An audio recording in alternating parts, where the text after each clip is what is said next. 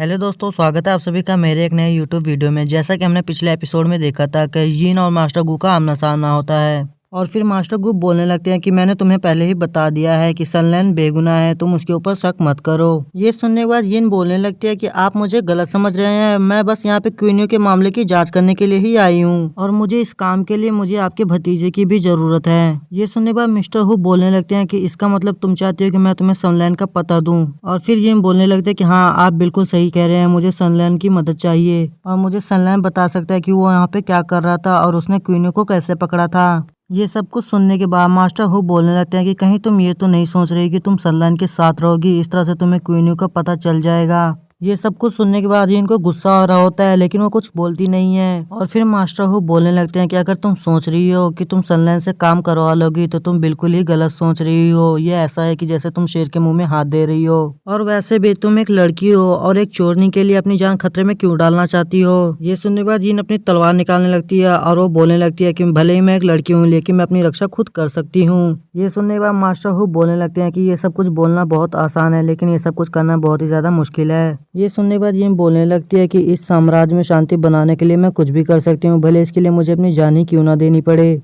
भले ही क्वीनियो एक चोरनी थी, लेकिन वो भी इस साम्राज्य का हिस्सा थी और मैं उसकी मदद करने की पूरी कोशिश करूंगी। और ये सुनने के बाद मिस्टर हु खुश होने लगते हैं और वो बोलने लगते हैं ये तुम तो बड़ी कमाल की हो। उसके बाद मास्टर हु बोलने लगते हैं कि अगर तुम्हें सनलैन का पता चाहिए तो मैं वो तुम्हें दे दूंगा, वैसे भी तुम बहुत अच्छा काम कर रही हो और इसमें मुझे मदद कर खुशी होगी। ये सुनने के बाद यीन बोलने लगती है कि मास्टर हु आपका बहुत बहुत शुक्रिया कि आप मेरी मदद कर रहे हैं। ये बोलने के बाद यीन वहाँ से जाने लगती है, तभी मास्टर हु उसे पीछे से आवाज देते हैं और वो बोलने लगते हैं कि मैं तुम्हें कुछ बताना चाहता हूँ। और फिर मास्टर हु बोलने लगते हैं कि सनलैन पैसों के लिए काम बिल्कुल भी नहीं करेगा, चाहे तुम उसे कितने भी सोने चांदी के सिक्के दे दो। अगर तुम चाहती हो कि सनलैन तुम्हारे लिए कोई काम करे तो तुम्हें उसे कोई इनाम देना होगा, और वो इनाम बहुत ज़्यादा खास होना चाहिए जो कि उसे बहुत ज़्यादा अच्छा लगे और उसका पूरा दिल खुश हो जाना चाहिए। ये सुनने के बाद इनके पसीने छूटने लगते हैं और ये अंदर ही अंदर सोच रही होती है कि इसके लिए मुझे पता नहीं क्या क्या करना पड़ेगा। और ये सब कुछ सुनने के बाद इन वहाँ से जाने लगती है और बोलने लगते हैं कि मास्टर हु आपका बहुत बहुत शुक्रिया कि आपने मेरी मदद की और मैं ये सब कुछ याद रखूंगी। और ये इनके जाने के बाद मास्टर हु हंस रहे होते हैं और वो बोल रहे होते हैं कि ये कितनी बेवकूफ़ है, मुझसे जितना हो सकता था मैंने इसकी उतनी मदद कर दी है। उसके बाद सीन शिफ्ट होता है और हमें मोंग का एक मंदिर दिखाया जाता है जहाँ पे सनलैन भी होता है और उसे छींक आ रही होती है। छींक आने के बाद सनलैन बोलने लगता है कि आखिरकार अब मुझे कौन बदनाम कर रहा है। उसके बाद हमें दिखाया जाता है कि सनलैन उस मंदिर के अंदर जाता है, तभी वहाँ पे उसे एक मोंग देखता है और उसे बोलने लगता है कि आखिरकार तुम यहाँ पर फिर से आ गए। ये सुनने के बाद सनलैन बोलने लगता है हाँ, मैं वापस आ गया हूँ और ये रहे वो सारे पैसे। और फिर सनलैन बोलने लगता है कि हमेशा की तरह मैं तुम्हें पैसे दूंगा और तुम मेरे लिए काम करोगे। उसके बाद सनलैन बोलने लगता है कि यहाँ से 3 घर छोड़ने के बाद एक कॉर्नर पे घर है, वहाँ पर एक बूढ़ी औरत है जो कि बहुत ज्यादा बीमार है, उसमें से इसे कुछ पैसे दे देना और वो अपना इलाज करवा लेगी। उसके बाद तुम नदी के पास चले जाना है, वहाँ पर भी एक घर है, वहाँ पर एक भाई बहन रहते हैं, उसके फादर बचपन में ही मारे गए थे, इसी वजह से वो बहुत ज्यादा गरीब हैं और वो सिलाई का काम करते हैं, लेकिन इस वक्त उनके पास सिलाई का कोई भी काम नहीं आ रहा है, इसी वजह से उन्हें जूते बनाने पड़ रहे हैं। तुम उनके पास जाना और उन्हें भिक्षुओं के कपड़े बनाने के ऑर्डर दे देना, हजारों ऑर्डर्स देना, जिसकी वजह से उन्हें काफी ज्यादा मुनाफा होगा।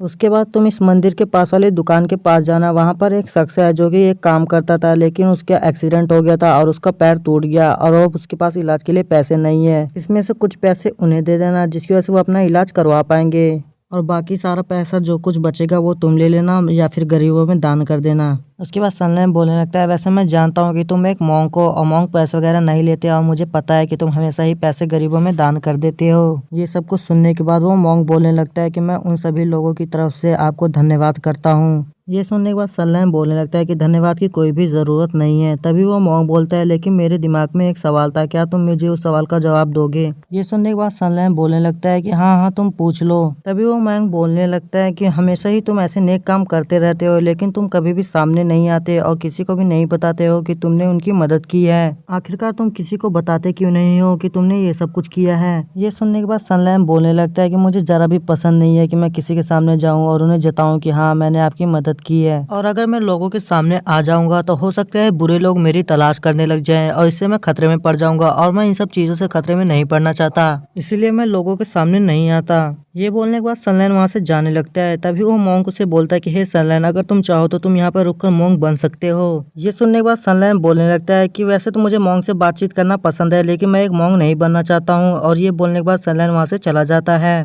उसके बाद हमें दिखाया जाता है कि सनलाइन अकेला खड़ा होकर सोच रहा होता है कि आज का दिन उतना बुरा भी नहीं गया, लेकिन आज कुछ इंटरेस्टिंग नहीं हुआ है, मैं यहाँ पर बोर हो चुका हूँ। उसके बाद हमें दिखाया जाता है कि वहाँ पर बहुत ज्यादा तेजी से कोई आ रहा होता है और दूर से सनलाइन देखता है कि उनके पास बहुत सारे घोड़े वगैरह होते हैं।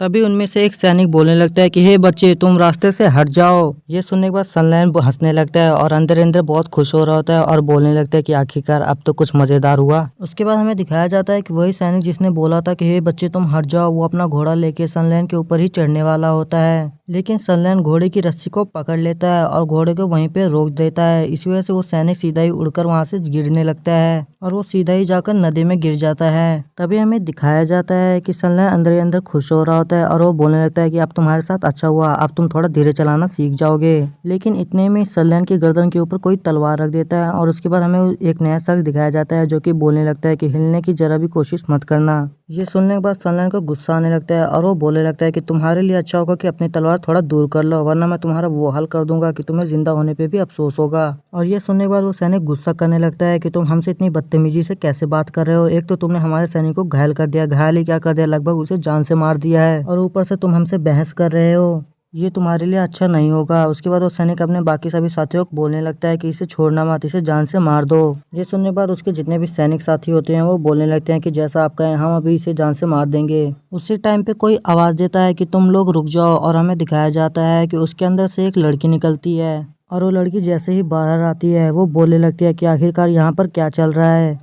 उस लड़की को देखने के बाद उसके सैनिक बोलने लगते हैं कि आखिरकार एक्जू मैडम बाहर आ गई। और फिर वो लड़की बोलने लगती है कि मेरा नाम एक्जू है, क्या आप मुझे बताएंगे कि यहाँ पर क्या चल रहा है, आपने मेरे सैनिक के ऊपर हमला क्यों किया। ये सुनने के बाद सनलाइन बोलने लगता है कि मैंने उन लोगों के ऊपर हमला इसलिए किया क्योंकि वो बहुत ज्यादा तेजी से जा रहे थे, ये तो मैं था जो बच गया, अगर कोई आम आदमी होता तो वो बच नहीं पाता, इसी वजह से मैंने उनके ऊपर हमला किया। और फिर सनलाइन बोलने लगता है कि मैं एक गरीब घर से हूँ और तुम एक अमीर घर की लड़की हो और अपनी अमीरपन दिखाने के लिए गरीब लोगों को नुकसान पहुँचाते हो। ये सुनने के बाद वो लड़की बोलने लगती है कि ऐसा बिल्कुल भी नहीं है, मैं एक अच्छे घर की लड़की हूँ, बल्कि 2 साल पहले जो जंग हुई थी उसमें हमारे घर के लोग भी गए थे। ये सुनने के बाद सनलाइन बोलने लगता है कि मेरे हिसाब से तुम्हारे सैनिक गए होंगे, तुम तो गई नहीं होगी। तभी वहाँ पे कुछ सैनिक बोलने लगते हैं कि हे, क्या तुम हमसे लड़ना चाहते हो। ये सुनने के बाद सनलाइन बोलने लगता है हाँ, मैं तुमसे लड़ना चाहता हूँ। तभी वहाँ पे एक सैनिक बोलने लगता है कि मैडम आप पीछे हट जाइए, हम अभी इसे हरा देते हैं। और ये सुनने के बाद सनलाइन भी अपनी गन निकाल लेता है और वो बोलने लगता है कि ये बहुत अच्छा मौका है, मैं अपनी गन को टेस्ट करना चाहता हूँ और तुम लोग टेस्ट करने के लिए बहुत ज्यादा अच्छे हो। तुम लोग मुझे मारना चाहते थे ना, तो अब तुम लोग मरने के लिए तैयार हो जाओ, मेरा ये वेपन तुम लोगों को खत्म कर देगा और मुझे तो बहुत मजा आएगा। गन देखने के बाद एक्जू सोचने लगती है कि लगता है हम लोग बहुत ज्यादा बड़ी मुसीबत में पड़ने वाले हैं। और ये एपिसोड हमारा यहीं पे एंड होता है। तो मिलते हैं और किसी वीडियो में। वीडियो अच्छी लगी तो वीडियो को लाइक कर दो, चैनल को नए हो तो चैनल को भी सब्सक्राइब कर लो।